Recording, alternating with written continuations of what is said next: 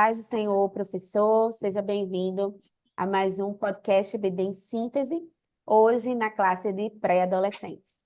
A paz do Senhor, professor Douglas Nilson.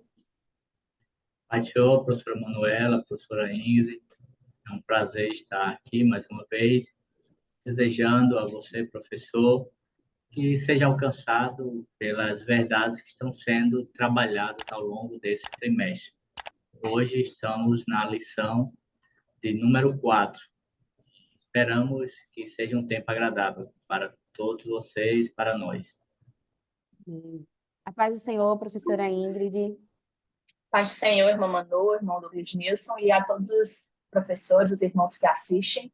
É uma alegria estar aqui mais um trimestre, né, para servir ao Senhor nesse podcast. Amém. E como os irmãos sabem, né, esse primeiro trimestre de 2024, a classe de pré-adolescentes está estudando o ciclo da lição de A Bíblia, um livro inspirado. E aí, nas lições de número 1, que introduzimos junto a vocês, né, falamos sobre como Deus se revela. E aí, eles já viram a autoridade da Bíblia, um livro inspirado. E hoje, nós vamos falar, citar um pouco, né, dessas lições que já passaram, mas também vamos falar sobre um livro infalível, né? E aí, a leitura em classe se encontra em Salmos 93, dos versos 1 a 5. Então, é importante, na verdade, que você faça essa leitura com mais detalhes, né? Com mais calma. Então, que você possa dedicar-se a esse momento de ver todas as referências, né? Eu achei interessante porque o espaço pedagógico dessa lição vem mencionar algo muito importante, que talvez em uma primeira leitura a gente concorde, mas em um outro momento da nossa vida a gente também já acha que foi muito evasivo a forma como o comentarista traz, né, a necessidade do professor ter o domínio do conteúdo. E, nesse caso, o domínio do conteúdo desta lição é a própria Bíblia, né? E é algo muito importante porque, de fato, a palavra de Deus ela tem resposta para todas as perguntas, para todas as nossas necessidades. Então, quando o professor ele não consegue vislumbrar ou não consegue trazer para o aluno essa aplicabilidade, realmente, né, o aluno acaba encontrando em outro lugar essas respostas quando não encontra no professor. Então, essa é uma oportunidade, né, que você já está tendo, tanto de conhecer um pouco mais da lição, que acaba lhe dando mais tempo para dedicar mais à leitura, a um comentário, a uma teologia sistemática, a buscar outros recursos para incrementar, né, para trazer como mais conteúdos para a sua aula, de modo que você tenha, não de forma fácil, mas que você tenha as respostas para conseguir aí minimizar as dúvidas dos seus alunos. Professor Douglas Nilson, quais suas considerações? Como já falamos inicialmente, a temática de hoje, que vai trabalhar dentro de três vertentes muito importantes na linha do estudo e da crença nas Escrituras, que é a infalibilidade, a inerrância e a suficiência desta palavra.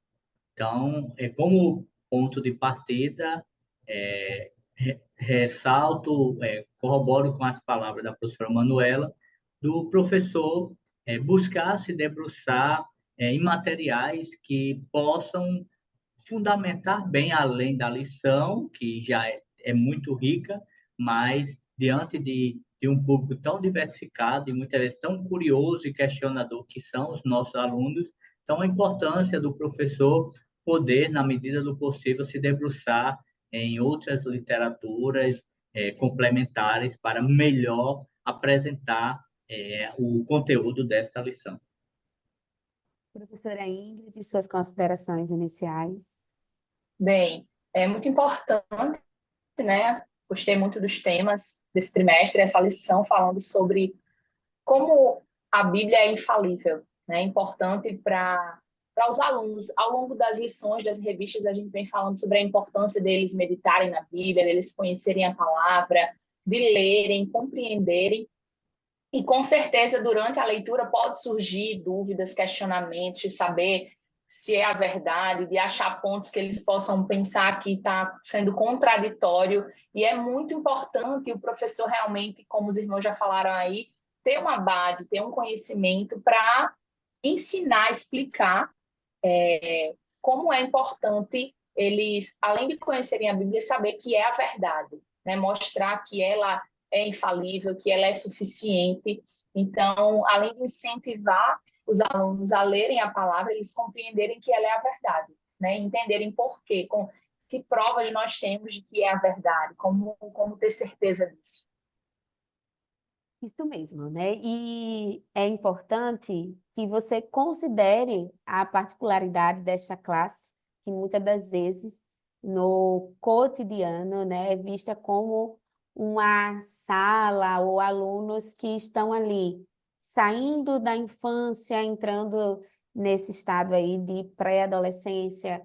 Então, é importante você considerar a idade, aspectos de que conversam muitas das vezes ou não conversa, né? Cada classe ela vai ter uma particularidade e dentro disso é importante você considerar que nunca, né, aquilo que o aluno vai trazer, na verdade, é contra você, professor, mas na verdade, muitas das vezes é realmente uma curiosidade, é uma dúvida, não é querendo, né, desafiar ou desafiar a sua autoridade, mas é de fato como alguém, né, que se coloca ali com muitas dúvidas mesmo. E lembre-se, né, essa é a idade da oportunidade.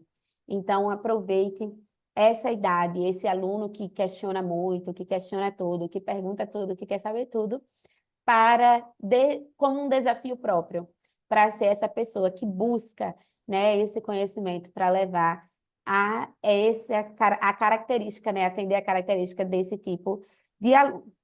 E aí, para a gente iniciar a lição, quais são os saberes escolares, professora Ingrid? Bem, o primeiro é que tudo que a Bíblia diz, tudo que promete, a Bíblia jamais nos induzirá ao erro. Terceiro, as Sagradas Escrituras não contêm quaisquer erros. Quarto, a confiança na palavra de Deus está fundamentada nos atributos do Deus da palavra.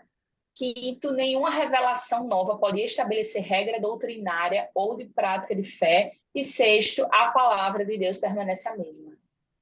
Então, nós vamos ver esses saberes escolares perpassando aí por todos os tópicos da lição. E, para começar, né, nós cremos que a Bíblia, ela é a própria palavra de Deus, né? Então, ela sempre vai apresentar, né? Ela sempre vai se apresentar com sua infabilidade, com sua inerrância e com sua suficiência. Por isso, Deus, ele continua salvando, né, milhares de pessoas por meio dessa mensagem, por meio deste evangelho. E aí o primeiro tópico vai falar sobre a Bíblia não falha, né? E aí eu achei interessante até a pergunta, né? O que significa ser infalível? Então, você pode estar fazendo essa pergunta aos seus alunos, né? Trazer ou até fazer a dinâmica de trazer vários significados, né? De modo até considerando as lições anteriores sobre a autoridade, a inspiração. O que é ter autoridade? O que é inspirado? E aí trazer essa também, né? Da infalível, e aí pedir para eles fazerem relacionarem ou identificarem qual o significado. E isso é importante porque, né, eles vão aprender que na palavra de Deus não vai conter nenhum engano, apenas a verdade. Então, por isso, né, a palavra de Deus, ela está apta para converter aqueles que estão confundidos pela mentira do pecado. E aqui nós vamos ver várias formas da palavra se cumprir. Professor Douglas Nilson. Ainda nessa temática primária da infalibilidade, você, professor, poderia fazer um paralelo com uma medicação. Veja que existem medicações para pessoas que elas funcionam adequadamente, mas outras pessoas com os mesmos problemas de saúde, essa medicação ela não vai funcionar por N fatores, às vezes por rejeição do corpo, às vezes por algum processo alérgico e tantos outros fatores. Ou seja, a medicação ela é preparada para atacar uma determinada enfermidade, um determinado problema, mas ela não cumpre o seu papel eficazmente em todas as pessoas devido a particularidades. Isso é o contrário das escrituras. As escrituras ela é infalível para todas as pessoas, em todas as épocas, em todos os lugares do universo. Então, é impossível alguém dizer que esta palavra ela falhou para um humano, porque ela é completa em seu propósito. E aí o primeiro tópico que vai dizer que a palavra se cumpre, aqui o escritor ele vai se concentrar nas escrituras, nas profecias. Ao longo da história, todas as profecias que é declarado nas escrituras, boa parte delas já foram cumpridas, e esse cumprimento é cabal, não é algo assim, foi dito de uma forma, mas se cumpriu de outra forma. Disseram que um rei ia derrotar um exército, mas foi o contrário, o exército derrotou o rei. Disseram que um pequeno ia derrotar um gigante, mas, na verdade, foi o gigante que se autoderrotou. Isso não acontece nas Escrituras. As Escrituras, essa palavra se cumpre em suas profecias e se cumpre em sua eficácia. Ela é eficaz para a minha vida, é eficaz para a vida da professora Ingrid, é eficaz para a vida da professora Manuela, é eficaz para a vida dos professores, dos alunos, independente da idade, independente dos seus pecados, independente da sua rebeldia, enfim. Essa palavra ela é eficaz e ela se cumpre em todo e qualquer contexto humano. Sim. Né? E dentro disso, continua o estudo do tópico, falando sobre a Bíblia não falhar, né? A própria Escritura confirma a sua infalibilidade. Professora Ingrid. Bem, a própria Bíblia, né, a própria Escritura, a própria Palavra de Deus vai confirmar que ela é infalível. Então, tudo que vai sendo descrito na Bíblia, tudo que o Senhor fala, ele vai cumprindo. Você comparando o Novo Testamento com o Antigo, você vê no Novo falado do Antigo Testamento, falando sobre personagens que são citados no Antigo Testamento, sobre profecias, como o Monilson falou aí, as profecias se cumpriram, vai mostrando como é confiável essa palavra. Então, um dos textos está lá em Marcos 13:31, que diz: o céu e a terra desaparecerão, mas as minhas palavras ficarão para sempre. Então, é o Senhor confirmando que as palavras dele ficariam para sempre. Então, a Bíblia, a veracidade da Bíblia, a gente confia, a gente acredita que é infalível, porque quem falou foi o próprio Senhor. Então, ele é digno de toda confiança. A gente vai se basear no caráter de Deus, que é um Deus que não muda. Então, se confiamos e cremos que a Bíblia é a palavra de Deus, foi o Senhor que inspirou, foi o Senhor que fez as pessoas escreverem, então não pode ser uma mentira, não pode ser, porque Deus não é um Deus mentiroso. Então, o professor pode aproveitar as outras referências, pedir para os alunos abrirem e explorar um pouco essas referências, mostrando que a própria Bíblia vai confirmar que é verdadeiro, né? A infalibilidade da Bíblia vai ser confirmada por ela mesma. Então, é importante isso, né? Vários textos apontam para confirmar isso, e o professor pode explorar lá em Deuteronômio, Samuel, Daniel e Mateus também, as outras referências, ler com os alunos e mostrar essa veracidade da palavra do Senhor. Né? Logo, se a palavra de Deus ela não falha, ela também não contém erros. Né? Então, nós vamos ver que a palavra ela não vai conter nenhum erro, né? E que dentro, mesmo em diferentes linguagens sendo escritas, né? Em diferentes linguagens, traduzida e tudo mais, há um cuidado de manter o mesmo significado em cada palavra. Então, por isso, né, não há desculpa para deixar de crer que a Bíblia ela é a inerrante palavra de Deus. Né? Então, caso o seu aluno, né, surja com questionamento, de questões de tradução, né, de perguntar, mas na minha versão, né, às vezes acontece, você pedir para fazer a leitura de um versículo, na minha está escrita de um jeito, na dele de outro, mas o sentido em si, né, ele não se perde, porque a própria palavra de Deus, como já disse, né, e nós sabemos que é a inspiração do Espírito Santo, então por isso que não deve gerar essa dúvida, independente aí da língua que ela esteja sendo traduzida, né? Então, e aí a Bíblia, ela não induz ao erro. Professor Douglas Nilson. Esta verdade que chega até nós, como a professora Manuela falou, por, ao longo dos séculos, várias traduções, no nosso país mesmo, nós temos várias versões, alguma mais que é tida como mais atualizada, corrigida, existem algumas paráfrases, ou seja, são textos em que o autor, usando da liberdade literária, ele faz uma interpretação daquela passagem. Então, se porventura em alguma dessas versões for encontrada algum erro, esse erro é de origem humana, mas como a professora falou, ele não deve interferir na intenção do autor, que é o Espírito Santo, na intenção primária da verdade que é transmitida. E é interessante quando nós vemos que essa Bíblia não induz ao erro, o comentarista ele é muito feliz quando ele coloca essa palavra não induzir. Por quê? Hoje em dia, nós temos muitas literaturas, e há muitas de cunho secular, humanista, que ele leva-nos a induzir, nos induz ao erro com perguntas muitas vezes capciosas, tal como no Éden. Veja que no Éden, ali está o primeiro casal e algumas questões capciosas do tipo, será que é assim mesmo? Será que ele vai fazer assim mesmo?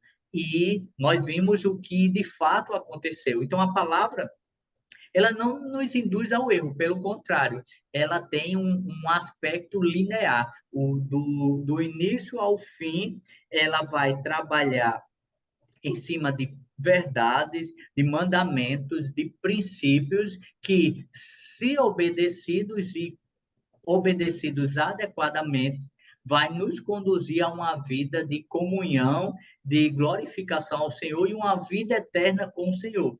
E o contrário também é real. Uma vida que busca viver em comportamento dúbio, ou quer obedecer a palavra de forma fracionada ou parcial, a tendência é viver uma vida em distanciamento do Senhor e uma eternidade longe dele. Então, não é possível alguém encontrar ou dizer, eu li o Salmo e esse Salmo me induziu ao erro. Eu li no Evangelho e a leitura que eu fiz, eu fui induzido ao erro. Provavelmente, essa suposta indução é fruto de uma interpretação equivocada, por N fatores que não dá para discorrermos aqui, mas em uma direção de Deus, em uma leitura em que você esteja alinhado com o Senhor e, quando necessário, quando surgir uma dúvida,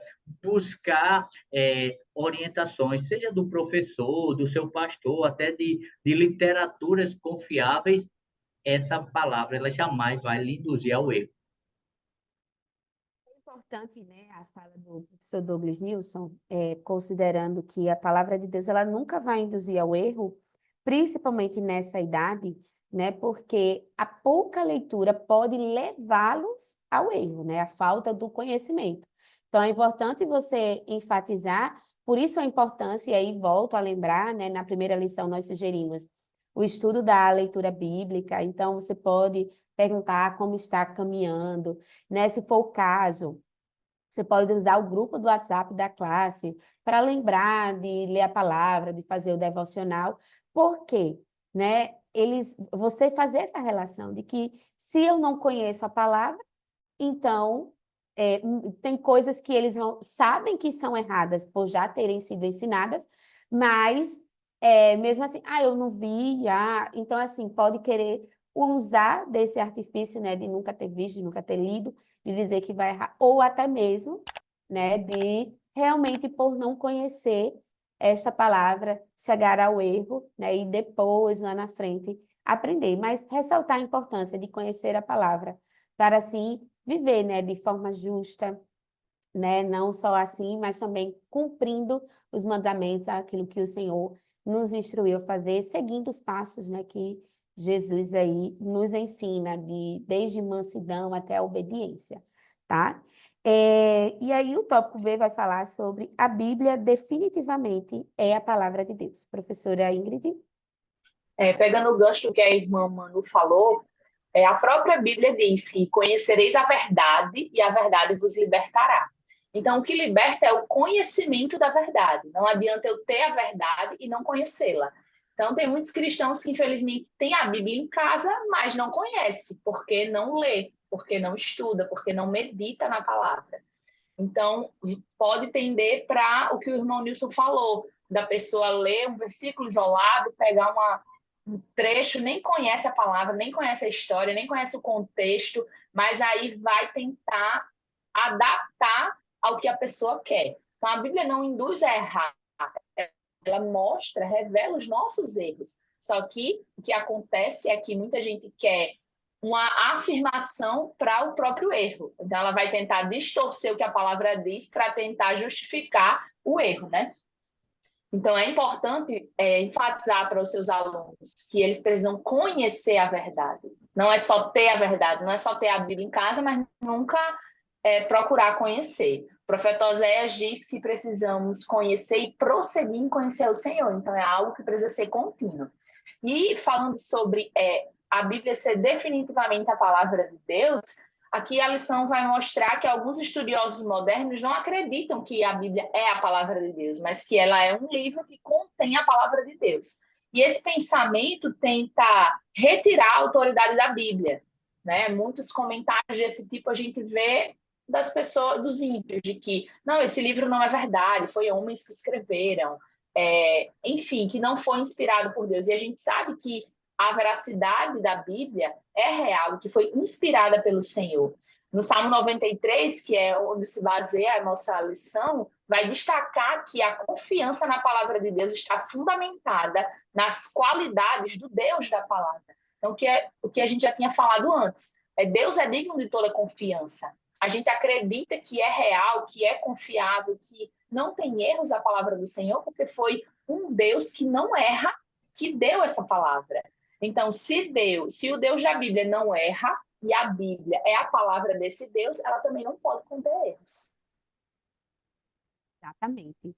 Né? E aqui é importante porque essa turma, né, essa classe, ela tem acesso total, às redes sociais, à internet. Então, isso possibilita com que elas já tenham ouvido alguém dizer que a Bíblia precisa passar por uma atualização e todo esse contexto, né, toda essa fala. Então, você precisa refutar, né, e dizer que não, ela não conduz o erro, ela é suficiente, ela é inerrante, logo, né, ela não precisa passar por nenhuma modificação, nenhuma alteração.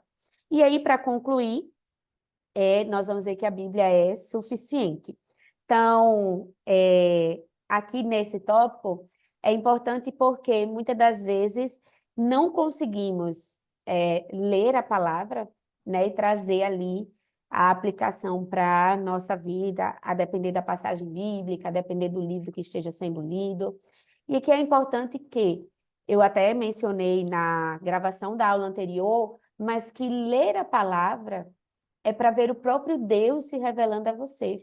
É para você aprender desde o erro daqueles que Deus não deixou de fora, que está ali mencionado em sua palavra, assim como também aprender com o próprio Jesus que esteve aqui, que mostrava como estava ali próximo, né, que ouvia, que era sábio em suas palavras. Então, essa palavra, do início ao fim, ela vai revelar o próprio Cristo, né? Então, não é sobre nós nos vermos ali e dizer, ai, eu preciso guardar isto para mim. Claro que nós trazemos as promessas, né? E nos agarramos à esperança, à defesa da nossa fé. Então, isso vem para nos apegarmos, mas não que a palavra esteja falando sobre nós, não, jamais. Né? A palavra ela sempre vai estar falando de Cristo, né? E dentro disso, Jesus ele sempre vai estar nos ensinando a como viver uma vida cristã que glorifica o seu nome. E é isso que nós vamos ver quando o tópico fala sobre a Bíblia é suficiente para ensinar. Professor Douglas Nilson. 2 Timóteo 3,16, e o escritor ele vai citá-la, ele afirma o seguinte: toda a escritura sagrada é inspirada por Deus e é útil para ensinar a verdade, condenar o erro, corrigir as faltas e ensinar a maneira certa de viver. Ou seja, falar da suficiência das escrituras é entender, professor, que ela ensina a verdade que é absoluta. Ou seja, toda e qualquer suposta verdade que se propague na Terra, ela só é absoluta, como é que se diz? Ela não pode ir de encontro à verdade absoluta que é a verdade da palavra de Deus. Isso se refere a valores, se refere a padrões comportamentais, a família, a N fatores que diariamente nós nos deparamos na sociedade na qual estamos inseridos, mas essas supostas verdades, elas, quando comparada com a verdade absoluta que é a palavra de Deus, elas caem por terra. Então, a suficiência das Escrituras vai nos afirmar que ela tem uma verdade. Então, ela é útil para ensinar essa verdade. Mas também ela condena o erro, e esse erro condena toda ação pecaminosa do homem. Não existem interpretações equivocadas do tipo, Manuela, esse para você pode ser pecado, para mim não é. A Bíblia ela não tem essa interpretação dúbia, como muitas vezes nós vemos em leis, em legislações de uma forma geral. Ela vai condenar o erro, e esse erro tem um nome, é pecado, e ao longo das Escrituras, essa palavra, o pecado, ele vem sendo evidenciado e denunciado de diversas formas.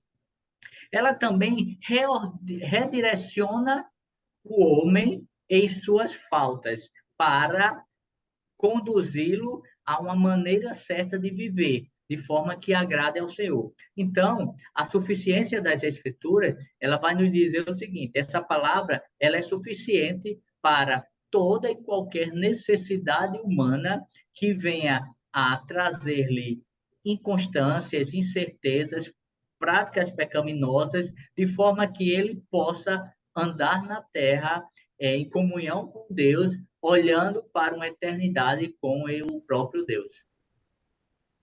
Amém, né? É verdade. E aí, para finalizarmos, não precisamos de outra revelação. Professora Ingrid? Bem, a palavra de Deus, né, como a gente já tem falado aqui, é suficiente. Então, não é necessário uma nova revelação. Deus não vai dar uma revelação nova a alguém que não esteja na Bíblia.